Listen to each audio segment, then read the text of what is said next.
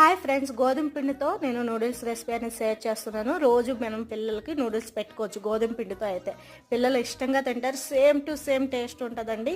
ఇంకా మనకు నూడిల్స్ కన్నా ఇదే బాగుంటుంది టేస్ట్. గోధుమ పిండి 1 కప్పు అయితే 2 కప్పులు అయితే 1 గుడ్డు కొంచెం ఉప్పు వేసి కలుపుకోవాలి, మెత్తగా కలుపుకోవాలి. ఆల్రెడీ వాటర్ బాయిల్ చేసి పెట్టుకున్నాను. ఈ వాటర్లో కొంచెం ఉప్పు నూనె వేసుకోవాలండి. మనకి మిషన్ ఉంటుంది కదా, సేమ్ మిషన్, దానిలో మనం నూడిల్స్ తాలూకు షేప్స్ ఉంటాయి కదా, అది పెట్టుకోవాలండి. చాలా ఈజీగా ప్రెస్ చేస్తే మనకు వచ్చేస్తే మనకు కావాల్సినంత సైజులో మనం కట్ చేసుకోవాలి.